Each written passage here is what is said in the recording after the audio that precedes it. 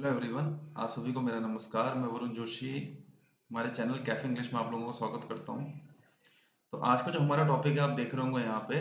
आज का जो हमारा टॉपिक है मतलब आज इस सेशन में हम लोग कुछ क्वेश्चंस मैं आप लोगों को डिस्कस कराने वाला हूँ। कुछ क्वेश्चंस हम लोग करेंगे जो कि किस पे बेस्ड है, सब्जेक्ट और एग्रीमेंट पे। ठीक है, जो भी पिछली क्लासेस में मैंने आपको पढ़ाया उस पे बेस्ड कुछ क्वेश्चंस मैंने पिक करे हैं, तो उन पे आज हम फोकस करेंगे।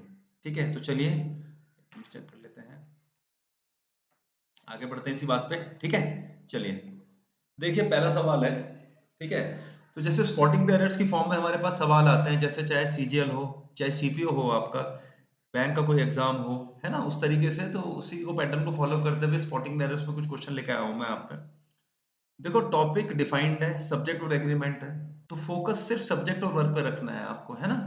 थोड़ा सा मुश्किल तब होती है कि जब चीजें मिक्स होके आती हैं, जो वेरियस टॉपिक्स हैं हमारे इंग्लिश के, जब वो मिक्स होके आते हैं तब आइडेंटिफिकेशन थोड़ा सा मुश्किल होता है। इट्स नॉट दैट टफ, पर एक हद तक। अभी तो क्या एक पर्टिकुलर टॉपिक पे फोकस रखना है, तो चलिए बढ़ते हैं आगे। देखें पहला सवाल है, under the immense starred roof people was walking fast like threads of colour being woven into a grey web.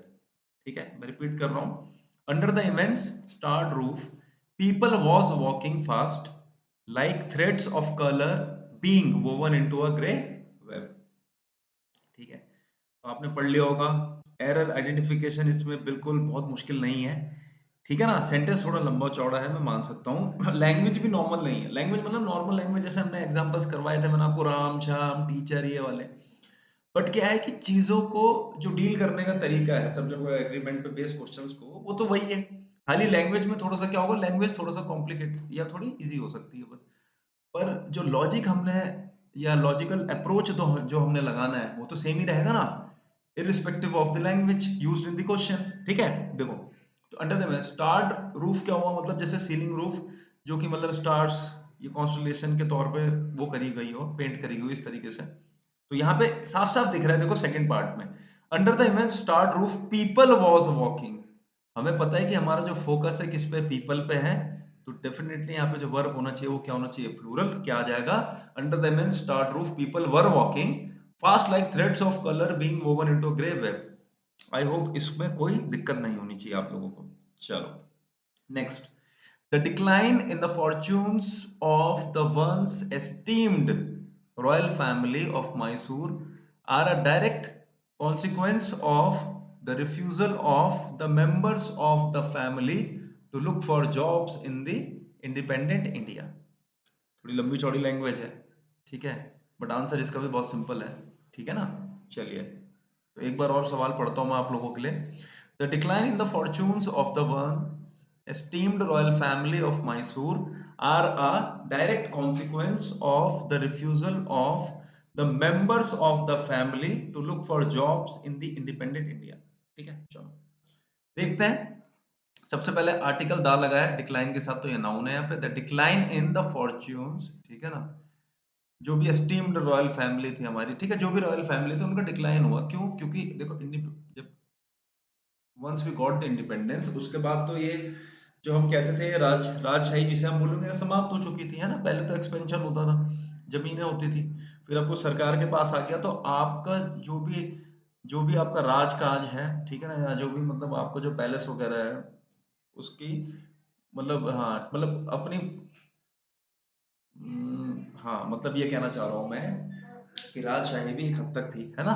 उसके बाद क्या हुआ कि जब सरकार के कंट्रोल में आ गया सब, तो प्रोविंसेस वगैरह आपकी नहीं रही, तो कुछ ना कुछ एक क्या होना चाहिए, मीन्स ऑफ अर्निंग तो होना चाहिए ना, ताकि आप उस अपना राजमहल वगैरह का जो भी रेनोवेशन या उसका जो भी है, ठीक है ना, प्रॉपर फंक्शनिंग हो सके। क्लियर है? तो वो कहना चाह रहे हैं कि ये डिक्लाइन क्यों हुआ इस चीज में, क्योंकि जो मेंबर्स थे रॉयल फैमिली के, उन्होंने ये बोला कि हम तो काम वाम करेंगे नहीं।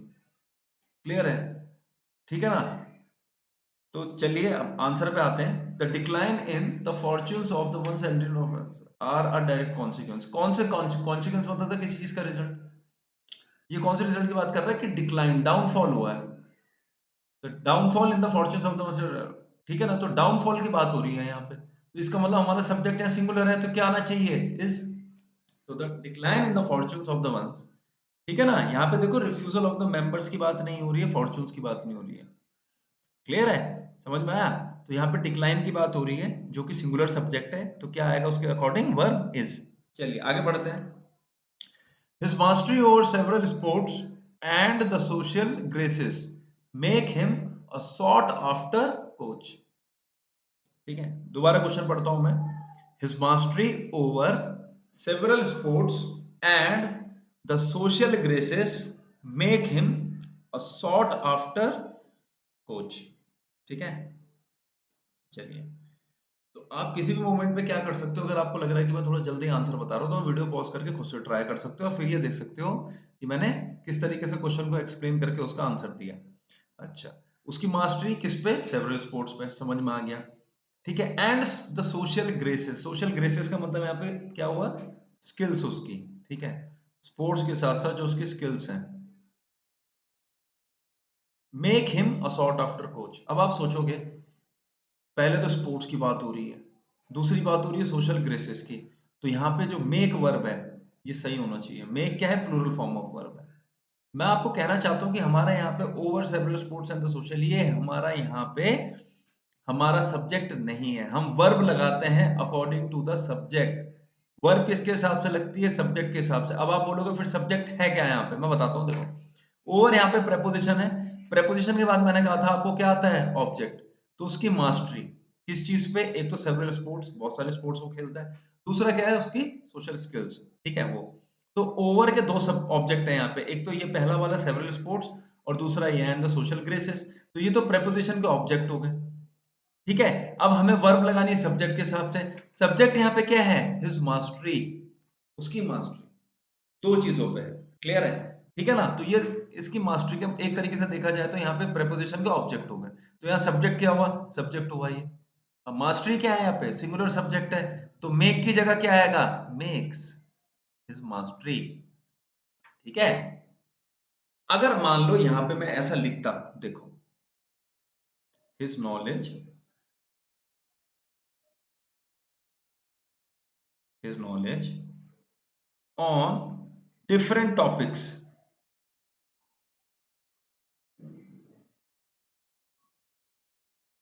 ठीक है, on different topics make या makes him a distinguished personality। ठीक है,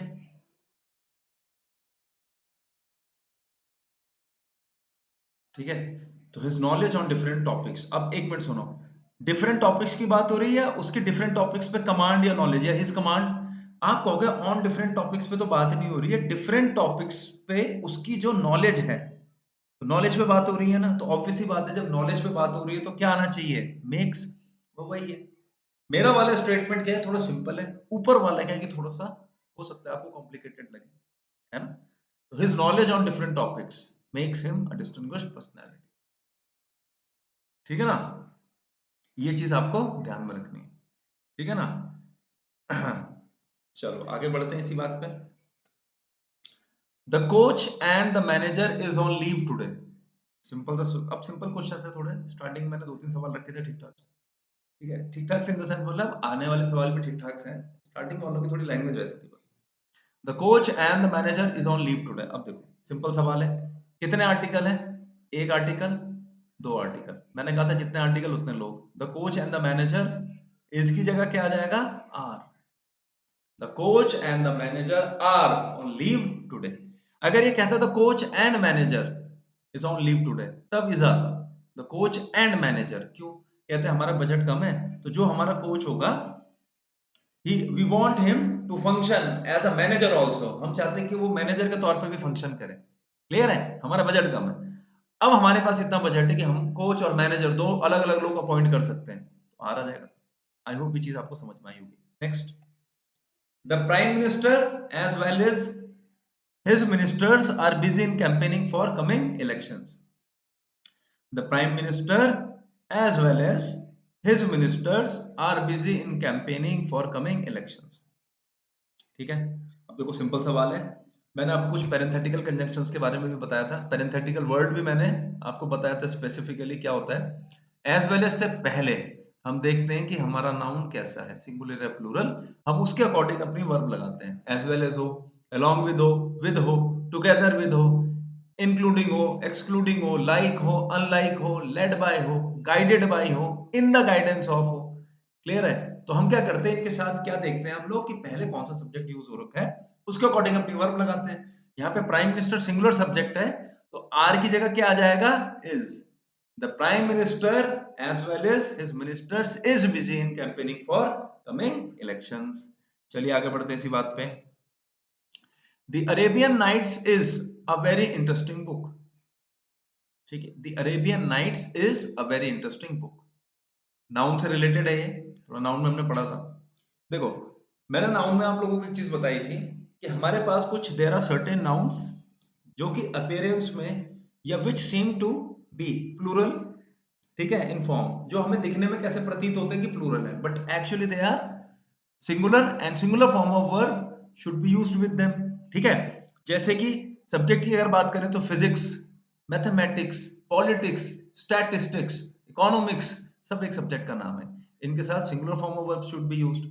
कुछ हमारे गेम्स होते हैं जैसे टेनिस, बिलियर्ड्स, ठीक है ना, जिम्नास्टिक्स, एक्वेटिक्स, ये दिखने में कैसे प्लूरल है पर इनके साथ सिंगुलर फॉर्म लगनी चाहिए।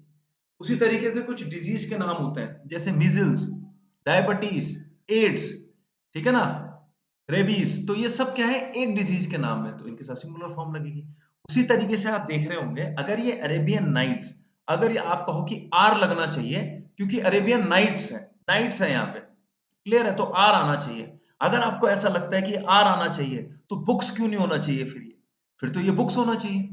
जबकि मैंने यहाँ लिखा है आर्टिकल क्या है, ए का प्रयोग कर रखा है अलॉन्ग विद बुक, तो इसका मतलब ये एक किताब का नाम है, ठीक है ना। तो the Arabian Nights is a very interesting book, इसमें क्या आएगा, नो एरर। क्लियर है? नो एरर वाले सवाल भी मैं कोशिश करूंगा हमेशा, ठीक है, आज तो क्योंकि अभी धीरे धीरे हम शुरू कर रहे हैं कि नो एरर वाले सवाल भी मैं इंक्लूड करूंगा, क्योंकि मुझे पता है कि नो एरर मार्क करने में बहुत गट्स चाहिए और सबसे ज्यादा हेजिटेशन वही होता है कि सही में नो एरर होगा यार, सही में होगा, ठीक है, तो वो क्वेश्चंस भी कराएंगे फिर उस तरीके से। You can study from either of the three teachers who is free.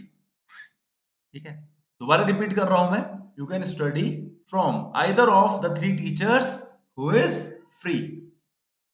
ठीक है, चलो देखो, you can study from either of the three teachers, सब सिंपल है। अब इसमें जो कंफ्यूजन रेज हो सकता है वो क्या हो सकता है आपको, कि थ्री के साथ टीचर्स तो सही है, एक काम करते हैं, इस की जगह आर लगा देते हैं तो हमारा आंसर शायद ठीक हो जाएगा, है ना। ये कंफ्यूजन आ सकता है दिमाग में कि you can study from either of the three teachers who are free. अब आपको समझना है कि मैंने आपको डिस्ट्रीब्यूटिव प्रोनाउंस के बारे में बताया था, ईच, एवरी, आइदर, नाइदर, है ना। ईच, एवरी, आइदर, नाइदर हमें ये बताते हैं जिस भी नाउन से पहले लगते हैं कि हाँ, हम मानते हैं कि हमारा सब्जेक्ट एक से ज्यादा है। बट होता क्या है कि ईच, आइदर, नाइदर, है ना, ईच, एवरी, आइदर, नाइदर में होता क्या है कि जो भी इंफॉर्मेशन होती है वो डिस्ट्रीब्यूट हो जाती है। इसका एक बेसिक सा एग्जांपल मैंने क्या दिया था, all the students have passed, सारे स्टूडेंट्स पास हो गए हैं, ईच स्टूडेंट हैज पास्ड, मैंने कहा था दोनों वाक्य अपनी अपनी जगह ठीक है और दोनों सेम सेंस कन्वे कर रहे हैं। एक जगह क्या है कि इंफॉर्मेशन कलेक्टिव बेसिस पे है, जैसे ऑल जब मैंने लगाया वाक्य में, डिस्ट्रीब्यूटिव कब हुई वो, जब मैंने उसके साथ ईच का प्रयोग करा। ठीक है, तो देखो, you can study from either of the three teachers who is, तो आइदर के साथ यहाँ पे इसका प्रयोग तो बिल्कुल ठीक है क्योंकि ये डिस्ट्रीब्यूटिव प्रोनाउन का हुआ है हिस्सा, और डिस्ट्रीब्यूटिव का मतलब होता है आइदर हम तब लगाते हैं जब हम बात करें दो लोगों की, दो में से कोई एक, आइदर बॉय हैज कम, दो में से कोई एक आया है।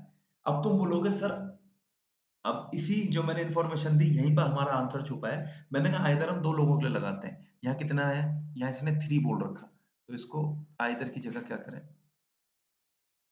Any. You can study from any of the three teachers who is free, any, तीन के लिए एनी आएगा।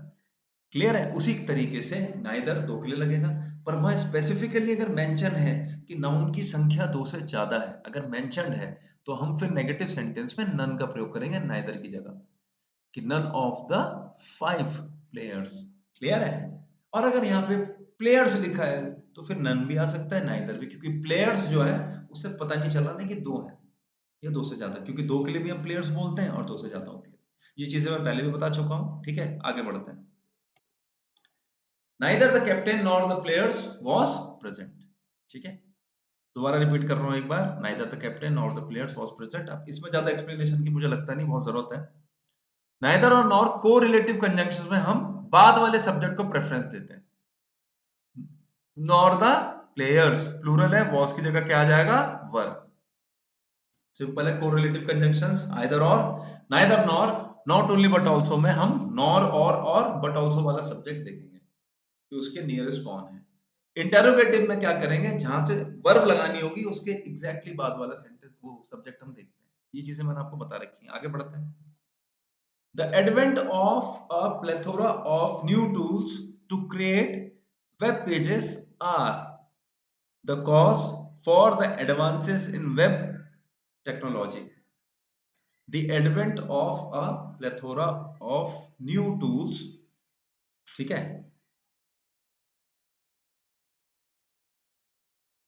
ठीक है, to create web pages are the cause for the advances in web technology.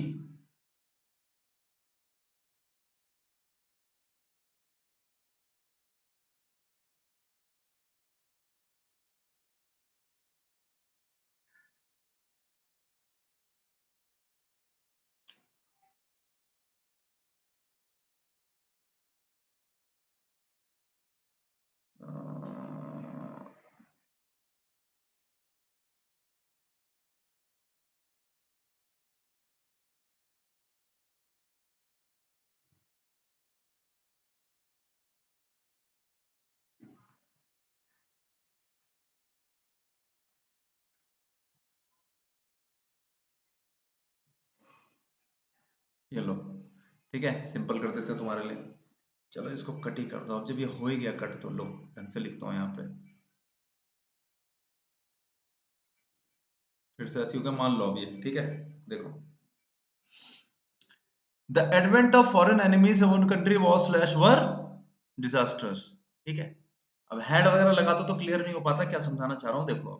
The advent of foreign enemies, foreign enemies जैसे है, इसमें European गिन लो आप लोग, ठीक है, ब्रिटिशर्स हो गए जैसे और यूरोपियंस हो गया, और ठीक है जैसे मुगल वगैरह आए थे उससे पहले, ठीक है, चंगेज खान जैसे लोग आए थे हमारे। तो the advent of foreign enemies in one country was disasters for us.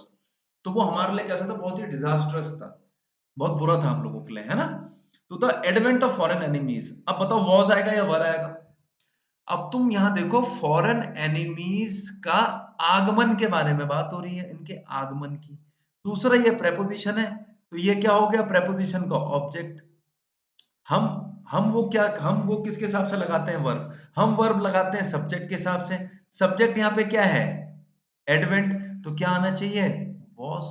The advent of foreign enemies on our soil, या the advent of foreign enemies in our country, तो क्या आना चाहिए, वॉज डिजास्टर्स फॉर अस, है ना, was आना चाहिए।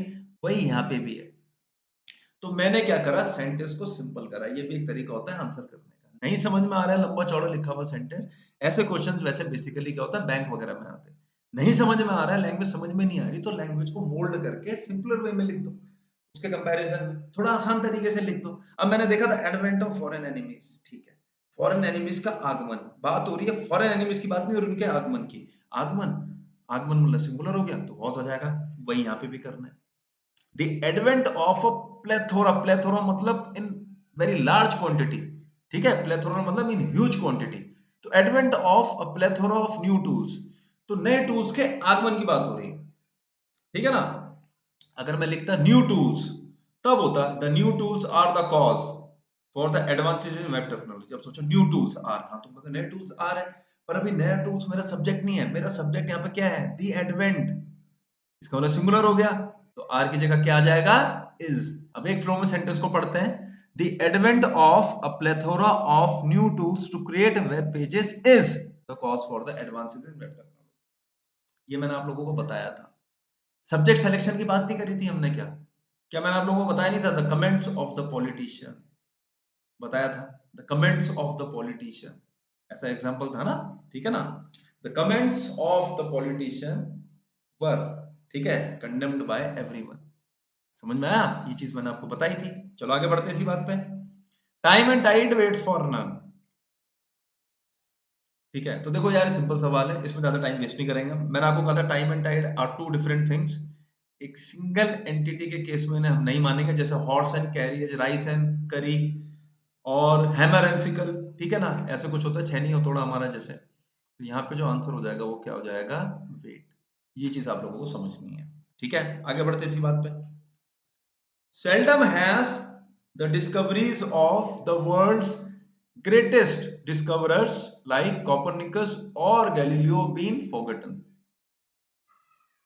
अब आपको पता है यार, सिंपल सब्जेक्ट और एग्रीमेंट की हम बात कर रहे हैं, 11वें सवाल में हम हैं, we are almost half way down, है ना, 25 सवाल है टोटल। तो आपको पता है कि has, have, is, am, are, was, were, यही देखना है बस सब्जेक्ट आइडेंटिफिकेशन के आधार पे। क्लियर है? अब देखो, seldom dash has the discoveries of the world's greatest. अब तुम कहोगे द डिस्कवरीज, जब ये द डिस्कवरीज की बात हो, सेल्डम क्या मेरा वर्ब है? नहीं है। क्या है फिर? एडवर्ब है, ठीक है। सेल्डम क्या है यहाँ पे? एडवर्ब है, ठीक है। Seldom has the discoveries of the world's greatest discoverers like Copernicus और Galileo been forgotten। तो seldom यहाँ पे एडवर्ब है, यहाँ पे मेरा सब्जेक्ट नहीं है। क्लियर है? ये किस तरीके का फॉर्मेशन है अभी बताता हूँ थोड़ी देर में। देखो, आपको बस ये समझना है कि यहाँ पे डिस्कवरीज की बात हो रही है, तो क्या आ जाएगा? हैज की जगह है। तो seldom have the discoveries of the world's greatest discoverers like Copernicus और Galileo been forgotten। क्लियर है? अब तुम बोलोगे किस तरीके की है फॉर्मेशन, मैं बता देता हूँ। ठीक है, एक सिंपल सा एग्जांपल, ये हम पढ़ेंगे एडवर्ब में। मैं खाली एक चीज बता रहा हूँ बस आपको, खाली ये समझाने के लिए, 11वां वाला। I have never seen such a beautiful place before. ठीक है, पहला एग्जांपल ये लिखा, I have never seen such a beautiful place before. हमारे पास इंग्लिश में एक चीज है, वो क्या है कि अगर आप किसी एडवर्ब से सेंटेंस की शुरुआत करो तो आपका हेल्पिंग वर्ब और सब्जेक्ट क्या हो जाता है? इन्वर्ट हो जाता है। फिलहाल के लिए इतना ध्यान रखना, never have I seen such a beautiful place before. अभी इतना ही बताऊंगा, जब एडवर्ब पढ़ेंगे तो डिटेल में बताऊंगा, अभी बस इसलिए बता रहा हूं ताकि कंफ्यूज ना हो जाओ। देखो, never have I seen such a beautiful place before, ठीक है, ये रेगुलर लैंग्वेज वाला सेंटेंस है जो हम नॉर्मली बोलते हैं। आई हैव नेवर सीन, मैंने इतनी प्यारी जगह इससे पहले कभी नहीं देखी है। इसी वाक्य को तुम चाहो तो एडवर्ब से शुरुआत करके लिख सकते हो। नेवर क्या है? एडवर्ब ऑफ फ्रीक्वेंसी, जो मैंने टेंसेस में पढ़ा रखा है। तो never have I seen such a beautiful place before. Clear है? फिलहाल इतना ध्यान रखो बस। ये इसलिए बताया ताकि तुम कंफ्यूज ना हो जाओ कि सेल्डम मेरा सब्जेक्ट है, जैसे कि यहाँ पे सब्जेक्ट आई ही है, वर्ब क्यों इससे पहले आ गई? क्योंकि एडवर्ब से वाक्य की शुरुआत कर दी इसलिए। उसी तरीके से ये भी एडवर्ब ऑफ क्या है? फ्रीक्वेंसी ही है सेल्डम। ये सब पढ़ा रखा है, नहीं समझ में आएगा तो टेंसेस देखना। आगे बढ़ते इसी बात पे। There is only one of his novels that are interesting. दोबारा रिपीट कर रहा हूं, there is only one of his novels that are interesting. ठीक है, तो मैंने कुछ एग्जांपल्स आपको करवाए थे। One of the students is late for the class.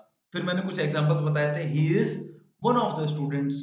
फिर मैंने एक एग्जांपल और बताया था, he is the only one of the students. Antecedent वाला केस मैंने आपको समझाया था पिछले लेक्चर में, उस पर बेस्ड है। आप दोबारा उसको देखना, नहीं तो टाइम कंज्यूम होगा ज्यादा। फिलहाल मैं इतना बता रहा हूँ, देखो, there is only one of his novels. मैंने कहा था जब रिलेटिव प्रोनाउन हमारा आता है, चाहे हु हो, चाहे विच हो, चाहे दैट हो, उससे पहले अगर आपका एंटीसीडेंट, एंटीसीडेंट क्या होता है? रिलेटिव प्रोनाउन से आने से पहले आने वाला कोई भी नाउन या प्रोनाउन को हम क्या बोलते हैं? एंटीसीडेंट। चाहे कोई भी नाउन हो या प्रोनाउन हो, हम उसे क्या बोलते हैं? एंटीसीडेंट। तो रिलेटिव प्रोनाउन से पहले अगर एंटीसीडेंट आपका प्लूरल है तो वर्ब भी कैसी रहती है? प्लूरल रहती है। मतलब हु विच दैट से पहले मैं अपना सब्जेक्ट देखूंगा, क्या है? तुमने देखा नॉवेल्स है, तुमने कहा आर है, तुमने कहा ये तो इसका मतलब नो एरर होगा। पर नहीं, मैं एक चीज बताना चाहूंगा, इसमें एक अपवाद था, एक एक्सेप्शन था, कि भले ही रिलेटिव प्रोनाउन से पहले तुम्हारा जो भी नाउन या प्रोनाउन या एंटीसीडेंट अगर प्लूरल है, पर अगर वहां पे हमने एडवर्ब ऑफ डिग्री ओनली का प्रयोग कर दिया तो फिर हम वो कॉन्सेप्ट अप्लाई नहीं करते। कौन सा वाला? कि जस्ट बिकॉज यहाँ पे नॉवेल्स है तो आ आएगा, नहीं। क्योंकि अब हम किसको प्रेफरेंस देंगे, ओनली को। इसका मतलब यहाँ पे क्या आ जाएगा, अब इज। अब एक फ्लो में सेंटेंस को पढ़ेंगे, there is only one of his novels that is interesting. Clear है, ये चीज आपको समझनी है। There is only one of his novels that is interesting. हाँ, अगर ये ओनली यहां नहीं होता तो आंसर आर ही होता। There is one of his novels that are interesting. तो उसके कुछ नॉवेल्स है उसमें से इंटरेस्टिंग है। मैंने इसका हिंदी ट्रांसलेशन भी आपको बताया था। सब्जेक्ट और एग्रीमेंट का फोर्थ पार्ट आप देखेंगे तो आपको समझ में आ जाएगा पॉइंट क्या है। Next, knowledge of at least 2 languages is required to pass the examination. ठीक है, knowledge of at least 2 languages is required to pass the examination. Simple सवाल है, सीधा सॉल्यूशन पे आते हैं। देखो, अगर मैं कहूं, ठीक है, 2 लैंग्वेजेस, कि भैया तुम्हें पेपर निकालना है, तुम्हें 2 लैंग्वेजेस आनी चाहिए। 2 languages is slash are required. तो ऑब्वियस सी बात है, आप सीधा क्या बोलोगे सर, आंसर होगा आर। 2 languages are required. तुम्हें नौकरी चाहिए है, तुम्हें 2 लैंग्वेज आनी चाहिए बोलनी। हाँ सर, मुझे आती है हिंदी इंग्लिश। हिंदी इंग्लिश के अलावा कोई रीजनल लोकल लैंग्वेज भी सीखो, क्योंकि आपकी पब्लिक डीलिंग है। तो क्लियर है, तो नॉलेज ऑफ एटलीस्ट 2 लैंग्वेजेस। अब यहाँ पे क्या है कि 2 लैंग्वेजेस पे फोकस हो तो आ रहा था। अब बात आ रही है 2 लैंग्वेजेस का क्या नॉलेज। दूसरी बात ये क्या है, प्रेपोजिशन। अगर ये प्रेपोजिशन है, इसका मतलब ये प्रेपोजिशन का क्या है, ऑब्जेक्ट। और ये अगर ऑब्जेक्ट है तो वर्ब किसके हिसाब से लगती है, वर्ब लगती है सब्जेक्ट के हिसाब से। सब्जेक्ट क्या है, नॉलेज, जो कि सिंगुलर है। इसका मतलब इज यहाँ पे बिल्कुल क्या है, सही। तो knowledge of at least 2 languages is required to pass the examination. आगे बढ़ते हैं इसी बात पे। Patience as well as perseverance are necessary for success. ठीक है, patience as well as perseverance are necessary. ठीक है ना, ठीक है, ठीक है। तो पेशेंस मतलब धैर्य, परसिवरेंस का मतलब क्या होता है कि जहां आदमी क्या करता रहता है, ठीक है ना, स्ट्राइविंग हार्ड, मतलब क्या कर रहा है, बार बार फेल हो रहा है पर एक कॉन्टिन्यूस एफर्ट्स है उसके, उसको परसिवरेंस बोला जाता है। ऑब्वियसली बात है, दोनों अनकाउंटेबल है। आर नहीं आएगा, क्यों नहीं आएगा आर, क्योंकि एज वेल एज से पहले जो नाउन है उसको प्रेफरेंस देंगे। दोनों अनकाउंटेबल है, दोनों में से अगर किसी भी एक को चॉइस दोगे तो इजी आना है। अगर होता पेशेंस एंड, अगर होता, अगर यहाँ होता एंड, तो ऑब्वियसली बात है क्या होता, पेशेंस एंड परसिवरेंस आर, तब ये आर होता। आई होप इतनी चीज भी आप लोगों की समझ में आई होगी। A hot and a cold spring were found near each other. A hot and a cold spring, ठीक है। अब देखो, बहुत सिंपल सवाल है यार, ज्यादा टाइम नहीं लेंगे इसमें भी। ठीक है, टाइम वहां लेने ठीक है जहां पे थोड़ा सा एक्सप्लेनेशन इज रिक्वायर्ड, जहां चीज थोड़ा सा अच्छी लगे देखने में। देखो कितना आर्टिकल है, दो, a hot and a cold. इसका मतलब दो की बात कर रहा है। स्प्रिंग मान लो कि कॉमन नाउन हो गया उसके लिए, ठीक है। अ हॉट मतलब इन दोनों के लिए कॉमन हो गया स्प्रिंग, पर अलग अलग स्प्रिंग की बात कर रहा है। A hot and a cold spring, तो वर फाउंड ईच अदर, दोनों सही है। एक हॉट था, इसको ऐसे समझो, अ ब्लैक एंड व्हाइट डॉग। अब ब्लैक एंड व्हाइट डॉग का मतलब क्या हुआ, इज आएगा। अब दोबारा रिपीट कर रहा हूं, अब black and white dog is आएगा। क्यों, आर्टिकल एक का प्रयोग कर रहा है। इसका मतलब जो डॉग है वो ब्लैक जो है वही व्हाइट भी है। ठीक है, क्लियर है। और अब मैं बोलूं अ ब्लैक एंड अ व्हाइट, तो समझ जाना दो अलग अलग डॉग्स की बात। अब black and a white dog, clear है, ये चीज आपको समझनी है। जितने आर्टिकल उतने subject. Next, the whole block of flats, including some shops, were destroyed in fire. The whole block of flats, including some shops, were destroyed in fire. अब याद करो, थोड़ी देर पहले जब हमारा सबसे पहले एग्जांपल आया था एज वेल एज वाला, उसमें मैंने कुछ एग्जांपल्स आपको बताया थे, including, excluding, along with, together with, वही है। तो देखो, सबसे पहली बात क्या हुई कि इंक्लूडिंग के बाद वाली इंफॉर्मेशन को हम ऑब्जेक्ट मानेंगे। इसका मतलब सम शॉप्स का इस वर्ड से कोई लेना देना नहीं है। रिपीट कर रहा हूं मैं, बताया था ना इंक्लूडिंग एक्सक्लूडिंग, ठीक है। तो सम शॉप्स का इन वर्ड से लेना देना नहीं। फिर तुम कहोगे सर कोई बात नहीं, सम शॉप्स का इस वर्ड से नहीं लेना देना है, कोई बात नहीं। होल ब्लॉक ऑफ फ्लैट्स मैं कह रहा हूं सर, फ्लैट्स आ गया, फ्लैट्स के हिसाब से वर्ड बिल्कुल ठीक है। अच्छा, अब आपको चीज समझनी है, फोकस फ्लैट्स पे है क्या, नहीं, अभी भी। फिर किस चीज पे है, फोकस फ्लैट्स पे नहीं है। फ्लैट्स को लेकर जो ये कलेक्टिव नाउन का प्रयोग किया है ना, द होल ब्लॉक ऑफ, इस पे है। ऑफ के बाद तो प्रेपोजिशन के बाद क्या आता है, ऑब्जेक्ट। तो the whole block of flats including some shops was, exam का सवाल है, ये होगा। सम शॉप्स पे क्यों नहीं है फोकस, इंक्लूडिंग एक्सक्लूडिंग के बाद मैंने आपको बताया था जो नाउन होता है उसकी कोई सिग्निफिकेंस नहीं होती। फिर तुमने कहा कोई बात नहीं फ्लैट्स की होगी, मैंने कहा फ्लैट्स पे फोकस नहीं है यहाँ पे। अगर ये होता फ्लैट्स इंक्लूडिंग सम शॉप्स तब वर आता। ये तो फ्लैट्स के कलेक्टिव नाउन के बारे में बात कर रहा है, द होल ब्लॉक। अब ब्लॉक क्या है, ब्लॉक्स होता तो ठीक था, होल ब्लॉक्स ऑफ फ्लैट्स, कि फ्लैट्स ऐसे होते हैं ना, ठीक है, एक ब्लॉक में 40 फ्लैट्स है, दूसरे दूसरे ब्लॉक में भी 40 फ्लैट, तो दोनों ब्लॉक चले गए, ठीक है, इसको ऐसा मान के चलो। देखो, अ पेयर ऑफ शूज, लो, is, a pair of shoes is very call is lying under the bed, लो, is lying under the bed, लो, बन गया, a pair of shoes is lying under the bed. अब तुम कहोगे shoes पे focus है, नहीं यार इस पे फोकस है, तो भाई ऑफ के बाद इस पे क्यों फोकस रख रहे हो, इस पे रखो ना होल ब्लॉक पे, ब्लॉक सिंगुलर है, वॉज, खत्म। आगे बढ़ते हैं इसी बात पे। The strain of all the difficulties, vexation, and anxieties were more than he could bear. The strain of all the difficulties. Vexation का मतलब क्या हुआ, इरिटेशन, तो डिफिकल्टी का स्ट्रेन था, उसमें बहुत सारी मुश्किलें थी, इरिटेशन हो रही थी, उससे एंजाइटी थी। क्लियर है। अब तुम बोलेगे सर डिफिकल्टीज, वेक्सेशन एंड एंजाइटीज ये तो प्लूरल सब्जेक्ट है, अब तो वर्ब प्लूरल हो गए। अब आपको चीज समझनी है, डिफिकल्टीज, वेक्सेशन और एंजाइटीज के स्ट्रेन के बारे में बात हो रही है, इनके बारे में नहीं बात हो रही, ठीक है। इन तीनों जो परेशानी, जो तीन चीज जो है हमारे पास, इनसे उत्पन्न हुआ जो उसको स्ट्रेस हुआ या जो परेशानी हुई उसकी बात हो रही है। क्लियर है, स्ट्रेन पे फोकस है, वर्क की जगह क्या आएगा, was. The strain of all the difficulties, vexation and anxieties was more than he could bear. I hope ये चीज भी आप लोगों को समझ में आई होगी, ठीक है, एग्जाम के क्वेश्चन से हैं। चलो नेक्स्ट, अब सिंपल सी चीजें आई हैं कुछ, ठीक है। Nothing but some shops were left after the explosion, तो इसमें इंडेफिनिट प्रोनाउन वाला कॉन्सेप्ट मैंने आप लोगों को बताया था, ठीक है। ठीक है, आंसर आप सोचते रहिए, ठीक है, आप पॉज कर सकते हैं वीडियो को किसी भी टाइम, कोई दिक्कत नहीं, आप पे ऑप्शन है, फिर अपना आंसर चेक कर सकते हैं। मैंने आपको बताया था कि बट कंजंक्शन के तौर पे भी काम करता है, प्रेपोजिशन के भी। कंजंक्शन जब ये होगा तो कॉन्ट्राडिक्टरी कंजंक्शन के तौर पे बट काम करता है, और दोनों तरफ क्या होने चाहिए, clauses. Ram worked hard but he did not pass, Ram ने मेहनत करी पर वो पास नहीं हो पाया। बट प्रेपोजिशन के तौर पे भी काम करता है, जहां पे वो किसका सेंस देता है, एक्सेप्ट के अलावा। बट क्या करता है, प्रेपोजिशन का भी काम करता है, जहां पे वो किस चीज का सेंस देता है, एक्सेप्ट का।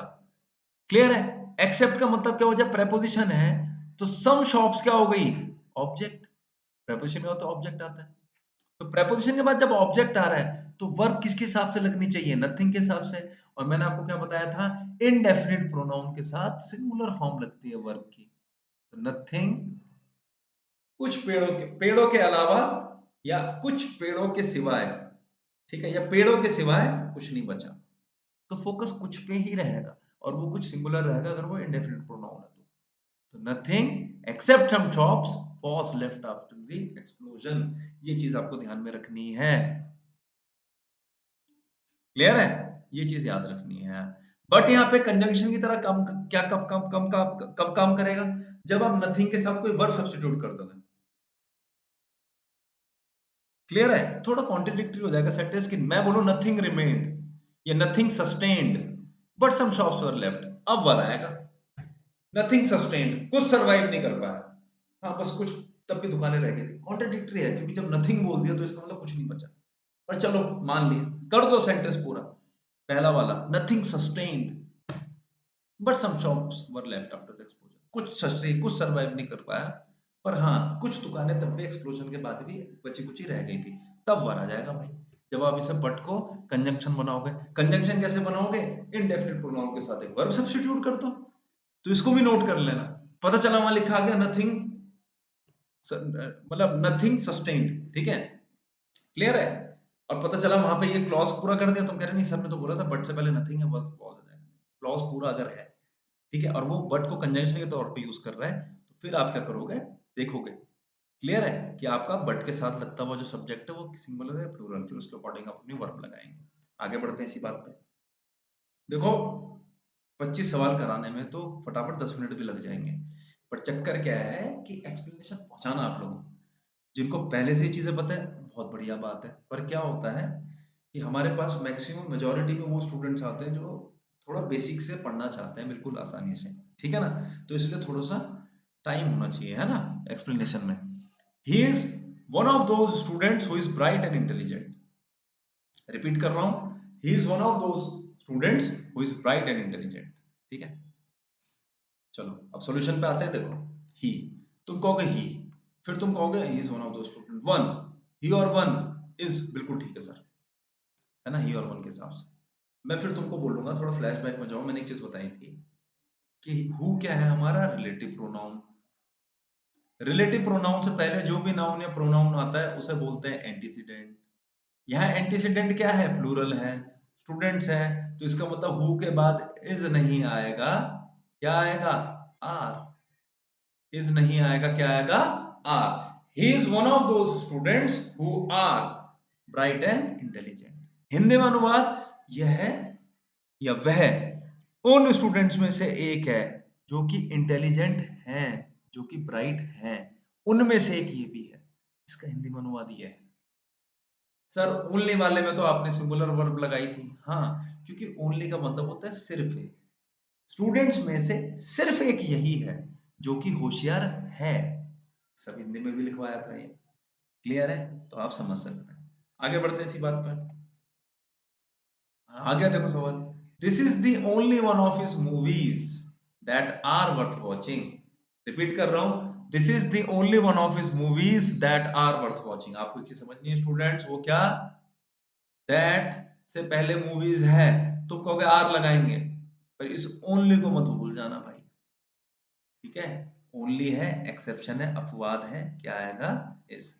इसको ऐसे पढ़ो ना हिंदी में, उसकी सभी मूवीज में से, या यह उसकी मूवीज में से सिर्फ एक यही है, ये उसकी जितनी भी मूवीज हैं सिर्फ एक यही है। अब जब सिर्फ एक बोल दिया ना तो इजी तो आएगा। हाँ, अगर ओनली नहीं होता तो आर ठीक था। उसकी, यह उन मूवीज में से एक है जो कि देखने लायक है, ठीक है, ये चीज समझना है। ठीक है, चलो 21। वन ऑफ द पेक्युलरिटीज, ठीक है, which distinguish the present age is the multiplication of books. तो वन ऑफ द peculiarities, ठीक है, one of the peculiarities which distinguish the present age is the multiplication of books। तो peculiar feature का मतलब होता है स्पेसिफिक, निश्चित, definite, ठीक है। वन ऑफ द peculiarities बिल्कुल ठीक है ना। जैसा बोलूं one of the specific feature तो गलत हो जाएगा, मेरे को यही बोलना पड़ेगा, one of the specific features, ठीक है, क्योंकि सिलेक्शन की बात हो रही है। सिलेक्शन के लिए संख्या एक से ज्यादा होनी चाहिए, जैसे कि वन ऑफ द स्टूडेंट्स होता है, वन ऑफ द स्टूडेंट्स। कई सेलिब्रिटीज वगैरह हमारे अपने इंटरव्यू में बोलते हैं one of the student, one of my film, गलत है वो, वन ऑफ माय फिल्म्स। पर उनको कोई दिक्कत नहीं है, उनको ग्रामर सीखने की जरूरत नहीं है, उनकी तो मूवीज देख के वो पैसा कमा रहे हैं, मूवीज करके पैसा कमा रहे हैं। हमें ग्रामर की जरूरत है, हमें ये समझना है कि अगर शाहरुख खान भी बोल रहा है वन ऑफ माय फिल्म तो वो गलत है, it should be one of my films, ठीक है। तो वन ऑफ द पेक्युलियरिटीज विच, अब यहाँ पे स्पेसिफिक फीचर्स में से कितने की बात हो रही है, एक की बात हो रही है ना, वन की, सिंगुलर है, तो इसका मतलब वर्ब क्या होनी चाहिए,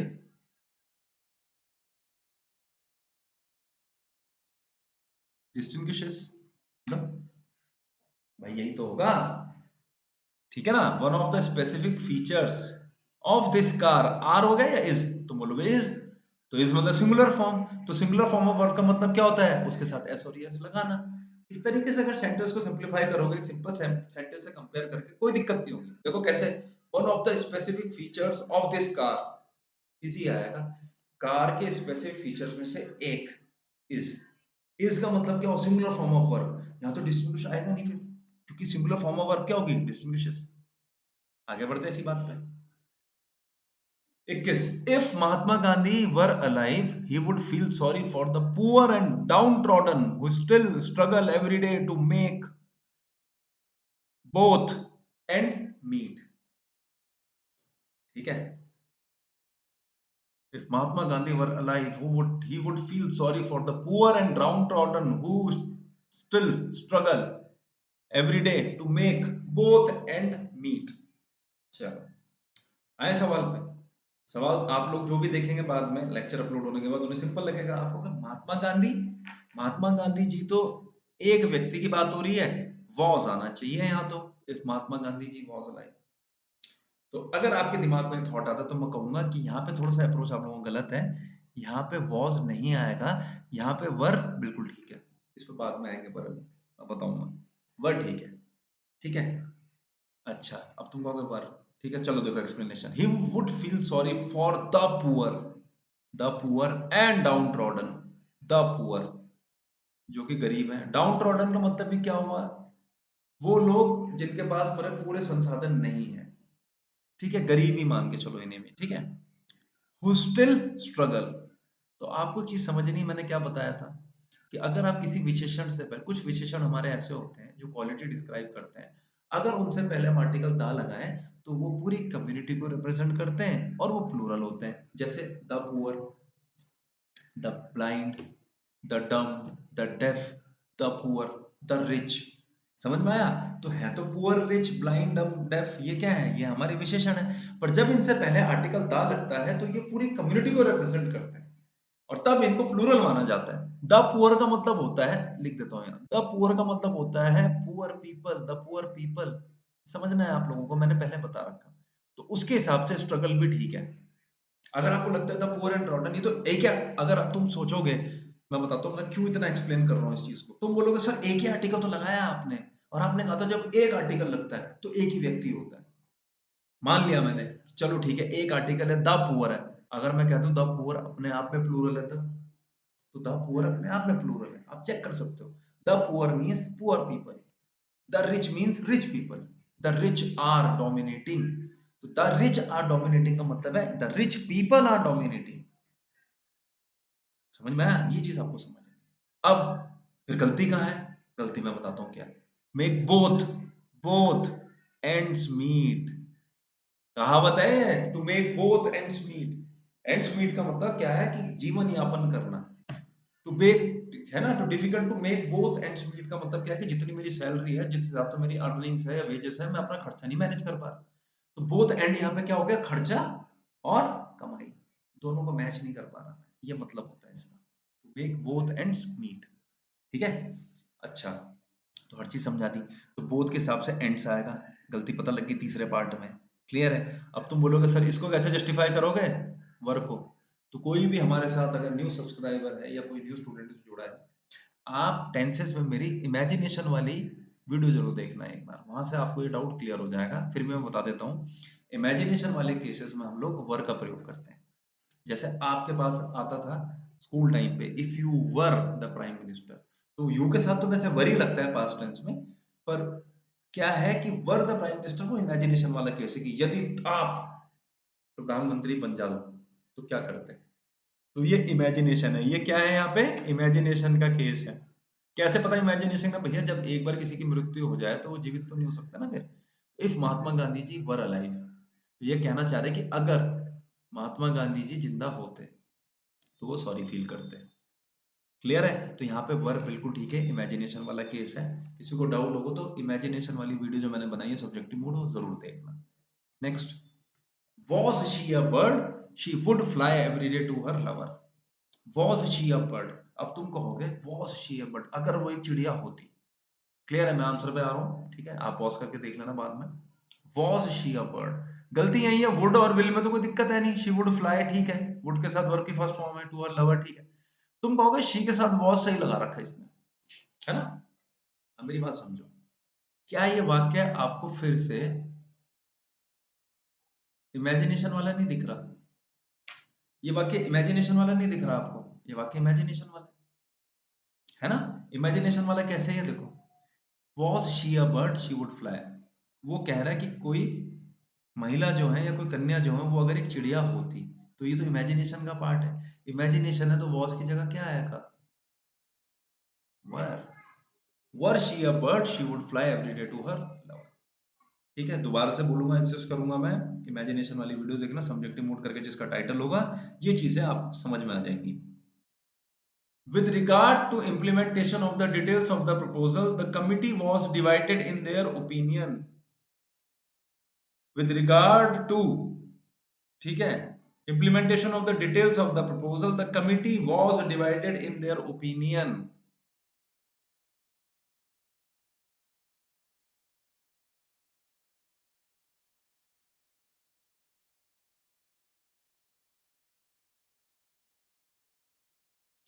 ये कुछ ऐसे कलेक्टिव नाउन है जिनको हम नॉर्मली क्या करते हैं, सिंगुलर मानते हैं। जैसे कमिटी हो गया, टीम हो गया, काउंसिल हो गया, इनको क्या करते हैं हम लोग, इनको सिंगुलर माना जाता है ना, कमिटी, टीम और काउंसिल को। बट जब वाक्य में अलग अलग मेंबर्स का, मतलब हमने वाक्य ऐसा बनाया जो कि सेंस दे रहा है कि we are not talking about this collective noun, we are talking actually about the members involve in any of this collective nouns. जब हम मेंबर्स में फोकस करते हैं तो हमारा क्या होता है, जो कलेक्टिव नाउन होता है उसको प्लूरल माना जाता है। आपको एक चीज समझनी है, चाहे कमेटी हो, ठीक है, कहाँ गया कर्सर, कमेटी हो चाहे जूरी हो, हम इन्हें फॉर्म करते हैं किसी प्लान पे काम करने के लिए, किसी प्रपोजल पे काम करने के लिए। जब कमेटी और जूरी क्या करें, यूनानिमस डिसीजन दे। यूनानिमस, यूनानिमस का मतलब होता है एक मत। जब ये कमेटी और जूरी यूनानिमस डिसीजन दे तो तब हम इनको क्या मानते हैं, singular. The committee has given its decision. The jury has unanimously decided this. Has तब हम इन्हें सिंगुलर मानते हैं। यूनानिमस डिसीजन का मतलब होता है एक मत राय। पर अब क्या हुआ, जब कमेटी और जूरी में किसी निर्णय को लेकर आपसी मतभेद हो जाए, क्लियर है, तो अब कमेटी और जूरी में क्या हो गया, मेंबर्स में डिफरेंस आ गया। एक ने कहा ये होनी चाहिए, एक ने कहा नहीं होनी चाहिए, तीसरे ने कहा मुझे नहीं पता भैया, कुछ मैं न्यूट्रल हूँ, मेरी ना ना है ना है। तो कमेटी में क्या आ गया, डिफरेंस आ गया, आपस में मतभेद पैदा हो गया। तो वहां पे हम कमेटी और जूरी को प्लूरल मानते हैं। ऐसे केस में उनके साथ प्लूरल फॉर्म ऑफ वर्ब लगती है, तो क्या आ जाएगा, वॉस की जगह वर। ठीक है, आपको जो समझनी है, वॉस की जगह क्या आएगा, वर। So the committee were divided in their opinions या in their opinion। ये चीज आपको समझनी है। जब ये यूनानिमसली एक्ट करेंगे और एक निर्णय पे इनकी सहमति बनेगी, तो कमेटी और जूरी को हम सिंगुलर मानते हैं। क्लियर है, ठीक है। आगे अभी रुको, अभी तो शुरुआत है, धीरे धीरे और एग्जांपल्स इंक्लूड करूंगा, तो टीम काउंसिल सब बताऊंगा आपको, धीरे धीरे समझाऊंगा। More students than one have passed the exam. बहुत सिंपल सवाल है, मैंने आपको कहा था मोर जो है अगर काउंटेबल नाउन के साथ लग रहा है तो काउंटेबल नाउन प्लूरल लगता है। मोर क्या है, अनकाउंटेबल नाउन के साथ भी लगता है, जैसे I need some more water. More water, water uncountable है। पर जैसे स्टूडेंट्स मैंने बोला तो मोर क्या होगा, प्लूरल हो गया। तो मैंने कहा था मोर स्टूडेंट्स अगर है तो देन वन, इसको नहीं, मतलब अब यहाँ देखो फोकस किस पे, मोर स्टूडेंट्स पे, तो more student than one have pass the exam. Clear है, ये चीज आपको समझनी है। अगर यहाँ पे सेंटेंस होता मोर देन वन स्टूडेंट तो हैज आता। अगर यहाँ पे मैं लिखता मोर देन वन स्टूडेंट, पूरा स्टेटमेंट नहीं लिखूंगा मैं, तो क्या आता, has. More than one student has. तो मैंने आपको कहा था मोर देन के आसपास वाला नाउन देख लेना कैसा है, अगर प्लूरल है तो आगे प्लूरल फॉर्म में वर्ब लगेगी, नहीं तो सिंगुलर आएगा। ठीक है, तो more students than one have. अगर सर ये मोर स्टूडेंट होता तो नहीं हो सकता ऐसा, ये मोर स्टूडेंट नहीं हो सकता। क्यों नहीं हो सकता, क्योंकि स्टूडेंट प्लूरल है और मोर मतलब होता है ज्यादा। ठीक है, स्टूडेंट, सॉरी, स्टूडेंट है काउंटेबल और मोर मतलब ज्यादा। ठीक है, तो मोर के साथ अगर काउंटेबल नाउन आप लगा रहे हो तो हमेशा प्लूरल ही आएगा। चलिए आगे बढ़ते हैं, लास्ट सवाल आज का। Many a player have been restricted from participating in the tournament. बहुत सिंपल है, ठीक है। अगर ये होता क्या, many players have, many players, तो ये होता many players have been restricted. Many players have been होता। पर अभी क्या है, मैंने आपको क्या बोला था कि हम एक फ्रेज का यूज करते हैं जहां पे क्या होता है, many plus article a plus noun कैसा, सिंगुलर। ठीक है, नाउन कैसा, सिंगुलर, ये मैंने आपको बताया था कि नाउन कैसा यूज करते हैं हम लोग, सिंगुलर नाउन यूज करते हैं। ठीक है,